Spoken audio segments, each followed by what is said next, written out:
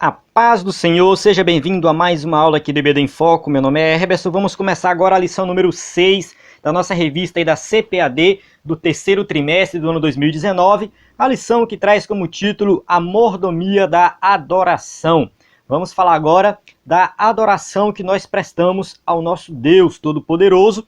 Essa lição, essa revista como um todo que está falando de mordomia cristã, vamos falar aqui da adoração que nós temos que é adorar a Deus da maneira correta, né? Vamos aprender aqui sobre o que a Bíblia fala sobre adoração e vamos ter aqui ensinamentos práticos para a nossa vida. Se você é professor do EBD, se você é aluno, com certeza absoluta você vai aprender muita coisa aqui nessa aula. Essa aula aqui, para quem já conhece o EBD em Foco, sabe que nós seguimos a revista, seguimos a sequência da revista, trazendo aí ensinamentos profundos em cada tópico e subtópico abordado, sempre procurando trazer um conteúdo a mais. Essa aula é publicada em vídeo e em áudio, que você pode acessar no YouTube e também dentro do aplicativo e do site do EBD em Foco.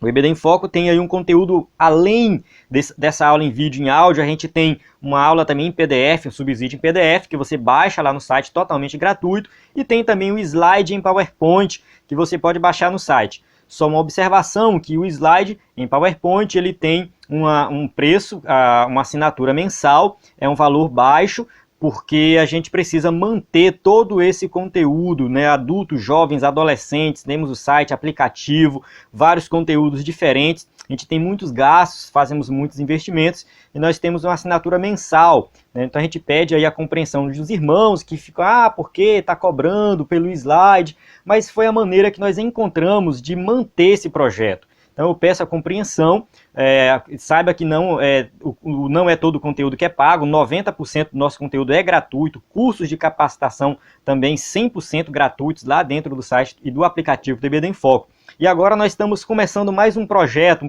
que eu tinha parado um tempo atrás e eu resolvi retomar agora, que é envio de um conteúdo extra pelo WhatsApp. Tem gente que gosta de receber pelo WhatsApp e eu vou lançar toda semana, vou enviar um conteúdo extra, um PDF, um vídeo no seu WhatsApp, caso você queira também, né? Caso você tenha interesse em receber esse conteúdo extra. E eu prometo que não é todo dia, é uma vez por semana. Somente uma mensagem por semana vai ser enviado para o seu WhatsApp. Para qual número? Esse número aqui, deixa eu colocar aqui para você enviar, vou mostrar o número. Esse número está na descrição do vídeo e também está aqui no site. Ao entrar no site ebdenfoco.com, você já vê esse número 94 98409 2869. Esse número você fala diretamente comigo. Você vai mandar uma mensagem com o seu nome e sobrenome, falando assim: eu quero receber subsídio via WhatsApp.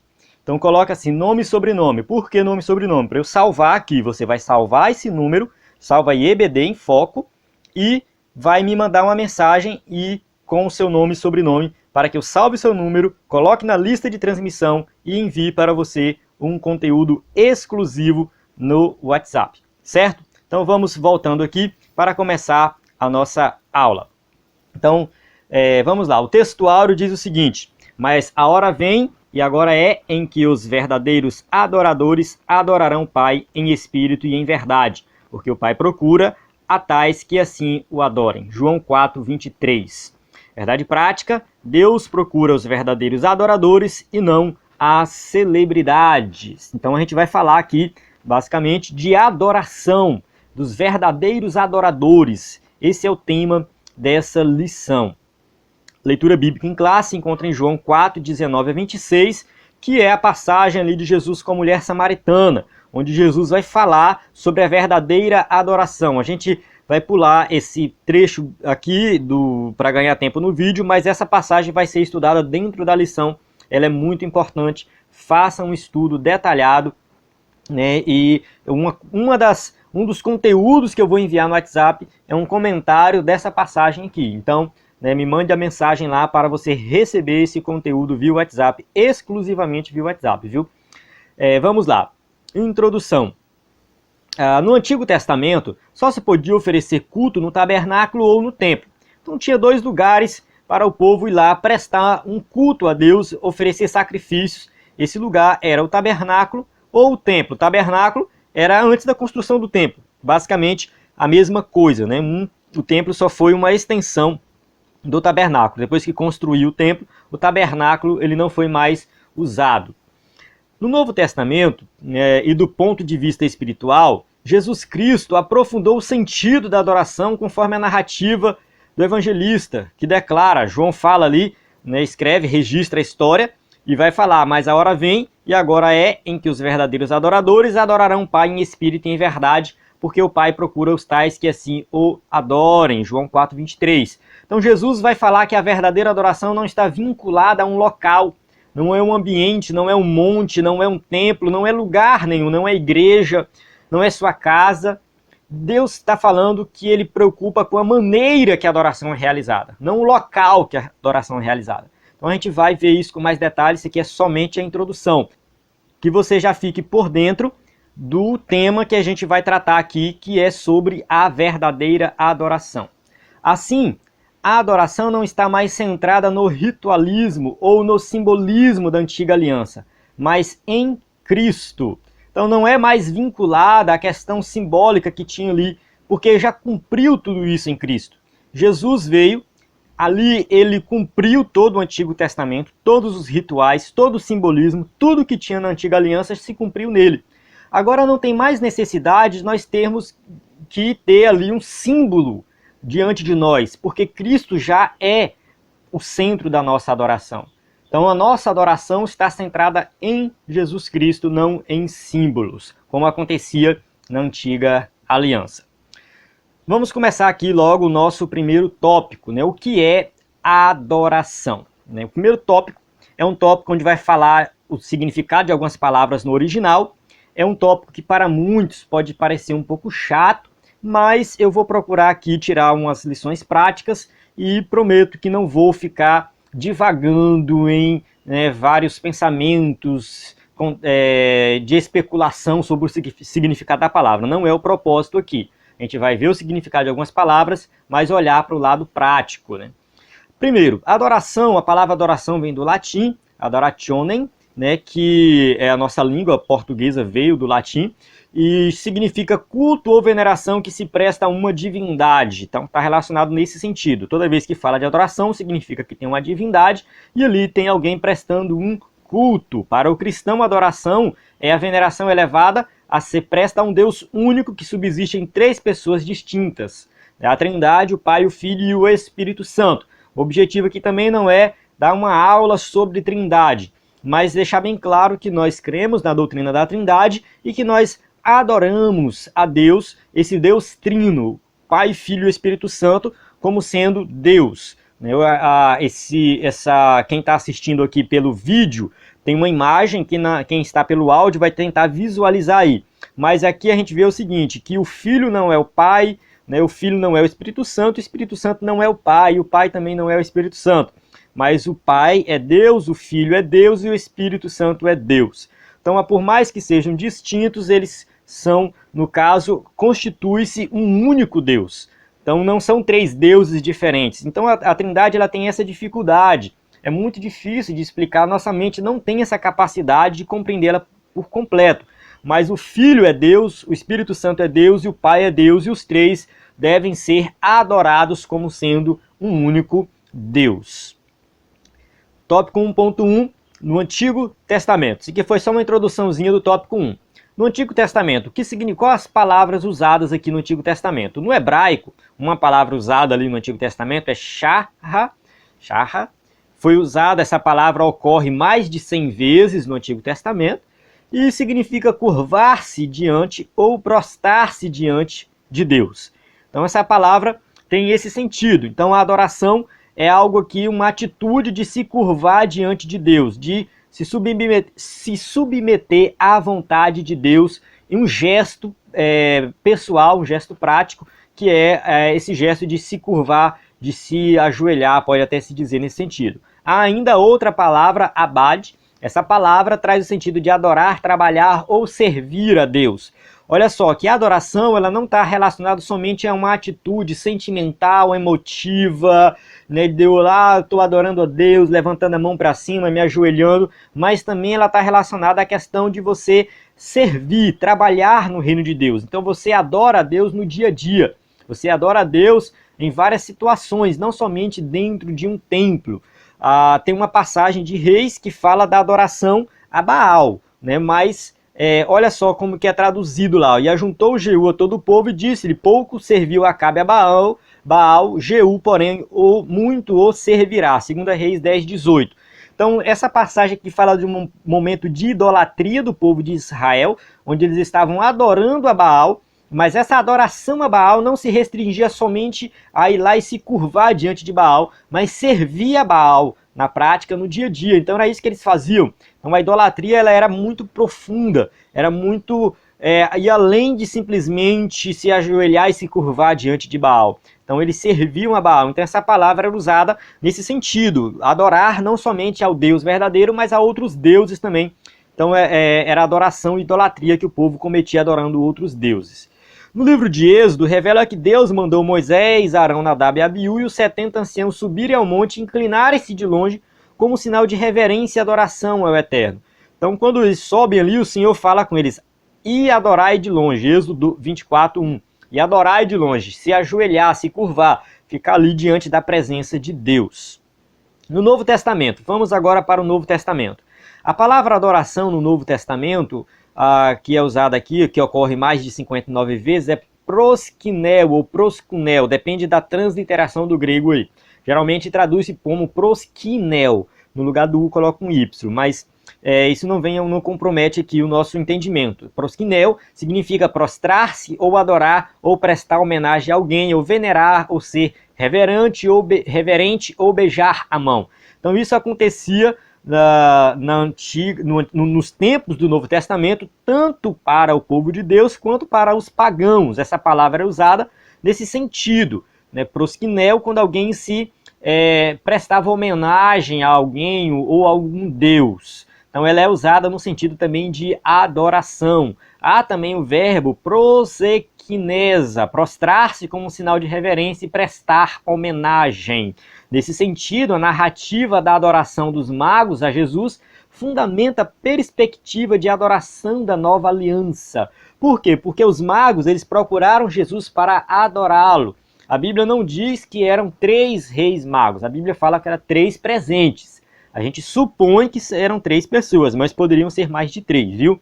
E poderia ser menos também, de 3. Então a quantidade de magos ali não vem ao caso. Recebeu os presentes, mas o que acontece ali? Dizendo: onde está aquele que é nascido rei dos judeus? Porque vimos na sua estrela no oriente e viemos a adorá-lo, ou a proskinel. Aqui, é claro, tem a conjugação lá no original, mas a palavra raiz aqui é proskinel, adoração nesse sentido. E entrando na casa acharam o menino com Maria, sua mãe, e prostrando-se o adoraram. A palavra aqui é proskinel também, e foi traduzida como prostrando-se ou adoraram, porque traduziu-se proskinel nesse sentido, de que eles adoraram de forma a prostrar-se ali diante de Jesus. E abrindo seus tesouros, ofertaram-lhe dádivas, ouro, incenso e mirra. Mateus 2:11. Então Mateus 2:2 e Mateus 2:11 vai usar essa palavra proskinel, se referindo à adoração dos reis magos diante de Jesus. Então há um grupo religioso que diz que Jesus não foi adorado. Eu vou até citar aqui, são os testemunhos de Jeová. Se você for debater com algum testemunho de Jeová, eles vão dizer que Jesus não é Deus, Jesus nunca recebeu adoração, e eles vão interpretar essas passagens diferentes e dizer que proskinel não é adorar. No entanto, a Bíblia não dá base para isso. A palavra proskinel é usada assim, em vários sentidos na Bíblia, referindo-se à adoração, no sentido de reconhecer o outro como um Deus, um ser divino, que foi o que esses magos fizeram aqui. Eles reconheceram Jesus como Deus. Então a palavra usada aqui por Mateus para registrar esse momento, proskinel, se refere à adoração. Então reconhecimento de Jesus como divino. Outras palavras relativas à adoração. No Novo Testamento, a palavra grega latreia emprega o sentido de serviço de adoração no culto. Então, O Antigo Testamento, quando foi traduzido para o grego, algumas vezes foi traduzido latreia, para o serviço que os levitas, sacerdotes exerciam ali no tabernáculo e no templo. Então, para nós também, latreia pode ser usado nesse sentido de serviço de adoração no culto, onde nós adoramos de forma prática. Há também a palavra leiturgia, né, que também tem esse significado de serviço prestado em favor do povo. Atualmente, a palavra liturgia refere-se à organização do culto e seu desenvolvimento. Quando a gente fala de liturgia no culto, a gente está falando, né, da organização do culto. O culto se desenvolve, tem uma liturgia a ser seguida. Então aqui a palavra liturgia, né, daí que vem liturgia. Então a palavra, quando a gente vai estudar o significado das palavras, a gente não tem que ficar preso também somente ao significado original da palavra, mas o significado que essa palavra ela passou a ter. Então às vezes a palavra tem um significado no passado e com o passar do tempo ela tem um outro significado, dependendo da região onde ela é usada. Isso pode ser ilustrado na nossa língua. Só um exemplo. Na língua portuguesa, a palavra rapariga no português do Brasil é diferente de rapariga no português de Portugal. Apesar de ser a mesma língua, em regiões diferentes, elas adquiriram significados diferentes. Então, lá em Portugal, rapariga é uma moça virgem, é rapariga. Lá, chamar uma moça de rapariga é normal. Aqui no Brasil, já tem o significado de prostituta. Então a gente não pode chamar uma moça aqui de rapariga. Por quê? Porque adquiriu um significado diferente. Isso vale também para várias palavras na Bíblia. Então a palavra liturgia ela tem outros significados, mas no nosso contexto, a palavra liturgia ela significa hoje a organização do culto e seu desenvolvimento. Então a gente vai entender dessa forma aí. Está relacionado também à adoração. Então vamos entrar aqui no segundo tópico. Como eu falei, né, esse primeiro tópico seria apenas a definição de algumas palavras. Agora vamos entrar em uma parte mais prática da lição, que é como adorar a Deus. Vamos entrar aqui nessa questão da adoração a Deus. Primeiro, em espírito e em verdade. Tópico 2.1 aí. Após ouvir de modo atencioso e reverente a palavra de Jesus, a mulher samaritana ficou impressionada e o reconheceu como profeta. Primeiro, quando ela conversa com Jesus, ela para e fala, não, esse homem é diferente, esse homem é um profeta. Então a mulher, né, disse, Senhor, vejo que és profeta, João 4:19. Ela vai reconhecer primeiro Jesus como profeta para depois reconhecê-lo como Messias. Nosso Senhor declarou duas coisas importantes sobre a verdadeira adoração, porque essa mulher, quando ela começou a conversar com Jesus, ela ficou preocupada. Senhor, onde a gente deve adorar? Os samaritanos dizem que é ali no monte, já os judeus vão dizer que é lá em Jerusalém, no templo. E Jesus vai explicar para ela, primeiro, que onde se deve adorar, que Deus não vai estar preocupado com o local da adoração. Deus não está preocupado com isso. E em segundo lugar, como se deve adorar. Então aqui, Jesus vai entrar no ponto principal, que Deus está preocupado com a maneira do adorador, né? A maneira que se adora, não o local onde vai adorar. Primeiro, onde adorar a Deus? Como eu falei, aquela mulher, ela estava preocupada ali, e será que é lá no monte, né, em Samaria? Porque os samaritanos tinham construído um templo no monte, o Monte Gerizim, ali para concorrer com o templo de Jerusalém. Segundo os samaritanos, eles adoravam ali naquele monte. Só que era uma adoração vazia, porque eles não sabiam nem quem eles estavam adorando. Então os samaritanos, na sua história, ofereceram um culto misto a Deus, e nessa época eles tinham perdido completamente o temor de Deus e adoravam, né, a adoração deles era uma abominação diante de Deus, podemos dizer isso. Mas para os judeus era em Jerusalém. Está lá um outro grupo que reivindica oferecer a verdadeira adoração, mas que também na época de Jesus, os judeus estavam oferecendo uma falsa adoração a Deus. Tanto que Jesus entra no templo lá e sai quebrando tudo, porque eles estavam vendendo animais relacionados ao sacrifício, transformaram lá a casa de Deus num covil de ladrões. Então, a adoração dos judeus também estava falha. Não adianta a gente querer achar que Jesus estava defendendo o grupo A ou B, ou que os judeus lá em Jerusalém estavam adorando melhor do que os samaritanos. Estava todos dois errados. Jesus estava querendo mostrar, olha, nenhum e nem outro está certo. O que Jesus vai colocar aqui é o seguinte, que os verdadeiros adoradores adorarão o Pai em espírito e em verdade, porque o Pai procura a quais né, a tais que assim o adorem. Deus é espírito, importa que os que o adorem em espírito e em verdade. Aqui Jesus vai mostrar o que Deus espera dos adoradores. Não é um local de adoração, não é, né, adorar no templo ou lá no monte, trazendo para os dias de hoje. Não é que você tem que adorar a Deus lá na igreja, simplesmente. Ah, porque tem os irmãos indo para o monte orar, é lá que Deus vai falar. Não, não é lá no monte, não é na igreja. Ah, porque eu só oro naquele quarto específico, naquele lugar, né? Se não for ali, eu não oro. Não é bem assim também. Não existe um local que a adoração vai ser melhor, que a oração vai ser ouvida, que Deus vai te atender. Não existe isso. Deus está olhando para o seu coração, para a maneira que você faz. Deus está procurando aqueles que o adorem em espírito.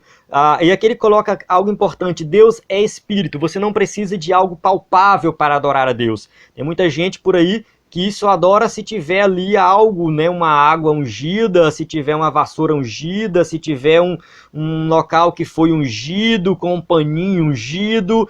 Não existe isso.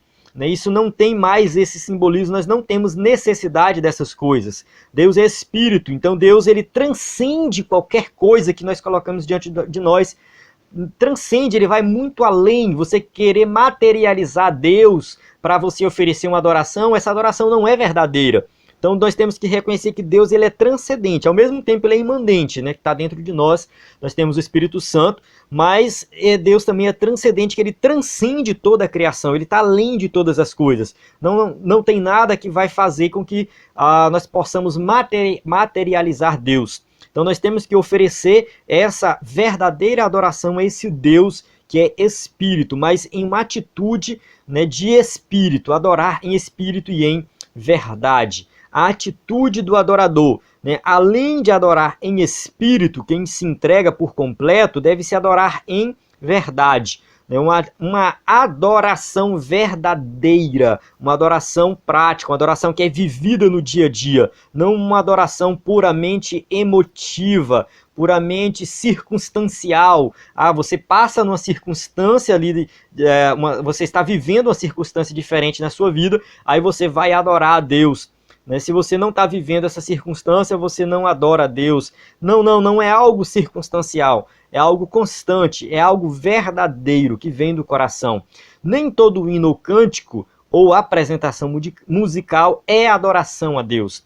Isso também é algo colocado aqui bem claro na nossa lição, que muita gente vincula a adoração a Deus aos cânticos. Tudo bem, nós podemos adorar a Deus com cânticos, louvores, sim, isso é bíblico. No entanto, nem toda apresentação musical é uma adoração a Deus. E não necessariamente é obrigatório você ter uma música para adorar a Deus. Então a gente tem que ver isso aí. Atualmente, a partir da influência do chamado movimento gospel, que está por aí no meio evangélico, as músicas têm sido usadas de forma a exaltar artistas ou levitas.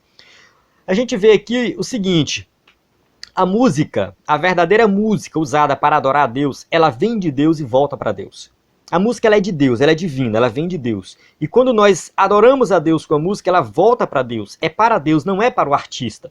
Então o que nós vemos hoje são cantores sendo venerados, sendo exaltados, né, e falam que são levitas, como que se levita no Antigo Testamento fosse alguém que simplesmente cantava. O levita era aquele que era da tribo de Levi. E quando ele ia para o templo, servir no templo, ele não somente cantava, mas ele varria o chão, ele limpava banheiro, ele fazia tudo. Ele trabalhava ali no sistema de sacrifícios.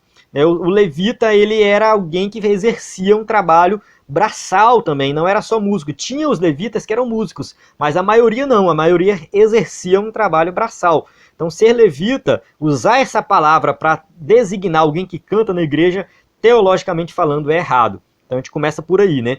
E esses artistas que querem se exaltar, né, eles estão aí por quê? Porque tem gente fazendo isso, exaltando eles. Multidões se ajuntam em templos, estádios ou praças para assistirem shows gospel. Então esses shows onde tem lá o artista gospel, ele só acontece porque tem gente venerando eles. Só acontece porque tem gente lá que está numa atitude totalmente contrária à palavra de Deus. né, onde a humildade e a contrição estão longe do propósito original da adoração. Não tem adoração ali. Se você olhar para um show gospel que estão fazendo verdadeiras celebridades ali no palco, tomando a atenção para si, e os seus fãs lá tirando foto, pedindo autógrafo, se matando para estar próximo do seu artista, o que isso tem a ver com a verdadeira adoração? Nada.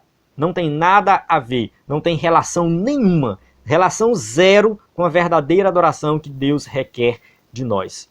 Esse movimento gospel, né, é algo muito prejudicial para o meio evangélico.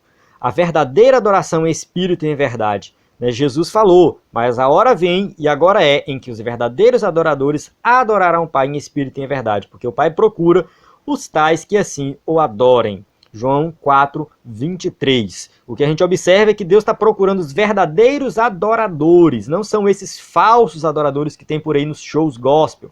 Se você der uma pesquisada na internet, você vai encontrar balada gospel, vai encontrar bar gospel, enfim, tem de tudo por aí. Né? Na balada gospel, vai lá o povo, né, dançar, porque está dançando música gospel, não está bebendo, ingerindo bebida alcoólica, mas será que lá está acontecendo uma verdadeira adoração?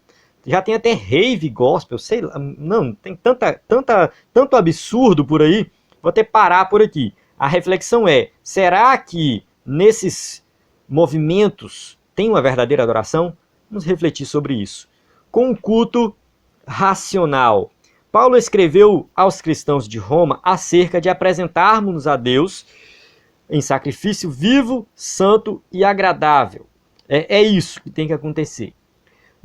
Se nós formos observar, os sacrifícios na antiga aliança era com o animal o quê? Morto. Então, sacrificava o animal, matava e depois que ele era levado para o altar. O que Paulo está fazendo aqui é um contraste. Agora nós vamos para o altar, estaremos diante de Deus, mas vivos, apresentando o nosso corpo como sacrifício santo e agradável diante de Deus. Deus quer uma adoração completa, corpo, alma e espírito. Já falamos isso em aulas anteriores. Isso é o nosso culto racional.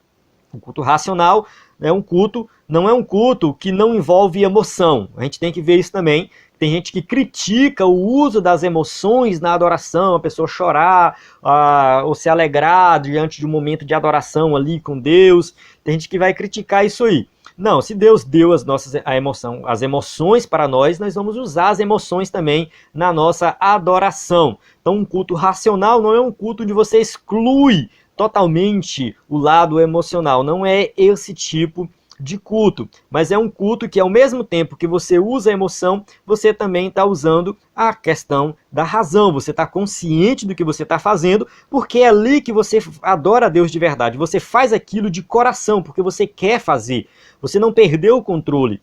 E isso vai além de um momento na igreja onde tem aquele momento de adoração. O que Paulo também está dizendo aqui é que nós adoramos a Deus no nosso dia a dia.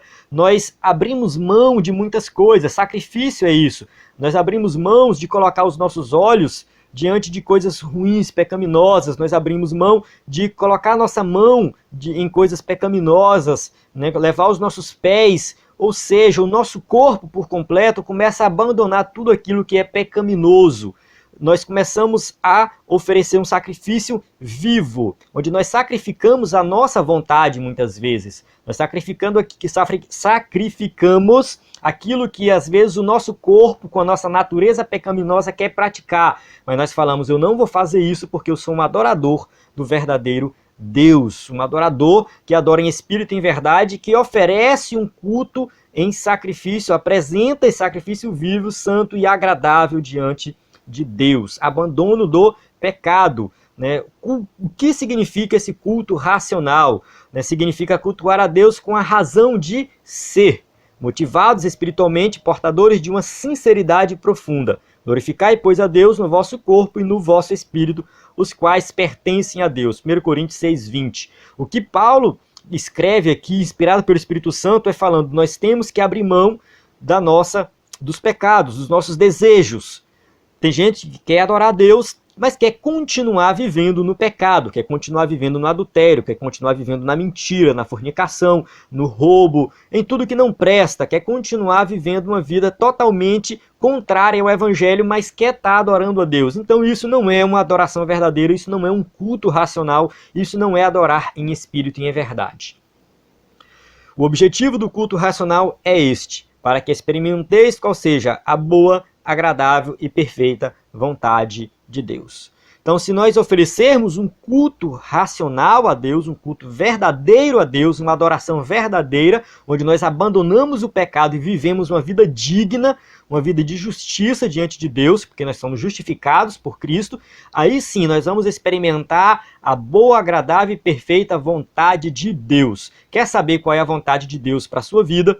Ofereça um culto verdadeiro. Viva uma vida digna, abandone o pecado e sirva a Deus por completo. Corpo, alma e espírito. Você vai saber qual é a vontade de Deus para a sua vida.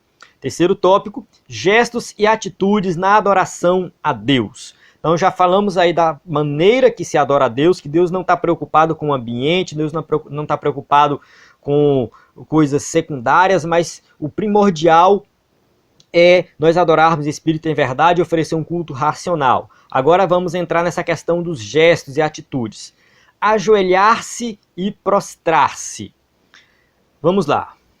São gestos de profunda reverência diante de Deus. A questão de ajoelhar diante de Deus e prostrar-se diante de Deus é uma maneira de você mostrar que você tem reverência diante de Deus. Salomão, na inauguração do templo em Jerusalém, diante de todo o povo, se pôs de joelhos adorando a Deus. Sucedeu, pois, que acabando Salomão de fazer ao Senhor esta oração e esta súplica, estando de joelhos e com as mãos estendidas para os céus, se levantou diante do altar do Senhor. 1 Reis 8:54. Ele se ajoelhou e levantou as mãos para os céus, um gesto de reverência, reconhecendo Deus como Deus Todo-Poderoso. Jesus prostrou-se diante do Pai em súplica, Quando Jesus orou ali no Getsêmani, meu Pai, se é possível, passa de mim este cálice. Jesus estava prostrado em um gesto de reverência diante do Pai. Então, a questão da posição na hora de adorar a Deus, eu digo que não é algo que você deve levar ao pé da letra. Eu só oro se for de joelho. Não. Você pode orar sentado, você pode orar em pé, você pode orar deitado. Vai ter vários registros na Bíblia de maneira que acontece a oração. E a adoração, como sendo algo que nós temos que realizar no dia a dia, não necessariamente você tem que estar numa posição específica. Tem muita gente que nem tem condições de estar numa posição específica. Só pode orar se for de joelho, se pode adorar a Deus se for com a mão levantada. E quem está com problema de saúde não pode fazer isso. Então a gente tem que pensar também nesses casos. Mas o que vale aqui é que o coração está voltado para reconhecer Deus, como Todo-Poderoso. Ele é o centro da adoração, não o homem. Louvar e cantar. Davi introduziu o uso de instrumentos musicais do cântico coral e congregacional no culto a Deus. Então aqui a gente vai observar o rei Davi como sendo esse que enfatizou bastante essa questão do uso de instrumentos musicais. Ele mandou selecionar e preparar 4.000 cantores oficiais que se revezavam em turnos. Então Davi ele enfatizou o louvor, e o uso do louvor na adoração, melhor dizendo, instrumentos musicais também. Na Igreja de Cristo, a adoração a Deus também se expressa com cânticos e hinos de caráter espiritual. Hinos que têm uma letra verdadeira, hinos que traz aí a letra que exalta a Cristo e não ao homem. O apóstolo Paulo nos exorta a praticar a verdadeira adoração de forma consciente e profunda. A palavra de Cristo habite em vós abundantemente em toda a sabedoria, ensinando-vos e admoestando-vos uns aos outros com salmos, hinos e cânticos espirituais, cantando ao Senhor com a graça em vosso coração. Colossenses 3,16. Uma coisa a ser observado, nessa passagem e em outras, cantando ao Senhor, louvando ao Senhor, exaltando ao Senhor, não como acontece nos dias de hoje, onde a maioria dos hinos exaltam ao homem e não a Deus. A gente observa isso, infelizmente, a grande maioria vai exaltar ao homem. Eu já ouvi muitos hinos sendo louvados nas igrejas, onde não se fala de Jesus, onde não se fala de Deus, onde não fala de nada relacionado ao Evangelho, mas somente do homem. A gente tem que evitar isso. Isso aqui, cabe aqui uma aplicação bem prática, para quem é professor de EBD, superintendente, quem é líder de jovem, de círculo de oração, quem é pastor. Sempre que você estiver na frente para escolher hino, que você tiver alguma autoridade para dar uma opinião sobre o hino cantado na igreja, fale isso. Enfatize isso. Busque isso na sua igreja, principalmente se você é pastor. Reúna com os grupos de louvores, reúna com os conjuntos que cantam na igreja. Falem com eles, ensinem para eles sobre esses hinos que não exaltam a Deus. Exclua esses hinos, tirem, nunca cantem eles, mas cantem louvores que têm um caráter de adoração a Deus, de exaltação a Jesus Cristo. Glorificar a Deus. Esse é o propósito, que a gente vai entrar aqui nesse tópico agora. Ao longo das Escrituras Sagradas, aprendemos que devemos glorificar a Deus com interesse do nosso ser. Tudo deve ser para a glória de Deus. Tudo para a glória de Deus. Não é somente o louvor que vai falar de glorificar a Deus, mas a nossa vida tem que ser vivida para a glória de Deus, não para a glória nossa, não para nós próprios, mas para a glória dele. Se você é um cantor, se você é um pregador, se você faz a obra de Deus, faça isso para Deus e não para você mesmo. Que ele apareça, que ele esteja em evidência e você não. Isso tem que acontecer em todo o nosso ser. Ora, se nós somos templo do Espírito Santo, significa que ele habita em nós. Ele habita em nós, mas não para nos exaltar, mas para que nós possamos exaltar a ele. O salmista lembra-nos de que nossa adoração deve ser expressa da seguinte maneira: oferece a Deus sacrifício de louvor e paga ao Altíssimo os teus votos. Salmo 50:14. E a palavra de Deus nos ensina que a quem oferece sacrifício de louvor, a Deus o glorifica. Aquele que oferece o sacrifício de louvor me glorificará. E aquele que bem ordena o seu caminho, eu mostrarei a salvação de Deus. Salmo 50:23. Então, o que a gente observa nas passagens que fala de louvor, principalmente do salmista Davi? Louvar a Deus, exaltar Deus, glorificar a Deus. Então, a nossa adoração no nosso dia a dia, de tudo que a gente faz, de tudo que a gente vive, de tudo que a gente prega, de que a gente ensina, do que a gente canta, tudo tem que ser para Ele. Porque dele, por ele, para ele são todas as coisas. Somente a ele há glória. Tudo é para ele. Então nós temos que olhar e exaltar a Jesus Cristo, nosso Salvador, não a nós mesmos. Temos que exaltar a Cristo em todos os aspectos da nossa adoração. Amém? Chegamos na nossa conclusão. O autor da Epístola aos Hebreus exorta-nos a chegar com confiança ao trono da graça, pois assim alcançaríamos misericórdia e acharíamos graça para, num tempo oportuno, sermos auxiliados. Jesus, o sumo sacerdote perfeito, deu-nos esse privilégio para desfrutarmos da presença santa de Deus mediante a fé. Não tenhamos receio de adentrar a presença santa do Pai. Então fica bem claro aqui a passagem de Hebreus que nós temos acesso ao trono da graça, temos acesso à presença de Deus e nós temos que usar esse acesso para adorar a Ele, louvar o seu santo nome. Não devemos desperdiçar o nosso tempo na presença de Deus, ali tratando Deus como nosso servo, pedindo a Deus. Tem gente que vai orar, só sabe pedir, quer colocar Deus contra a parede, quer colocar ali os seus desejos em primeiro lugar. Não, se estamos na presença de Deus, vamos exaltar Ele, buscar Ele, glorificar a Ele. As nossas necessidades são totalmente secundárias. Ele tem que estar em primeiro lugar na nossa adoração. Amém? Chego aqui no final dessa aula.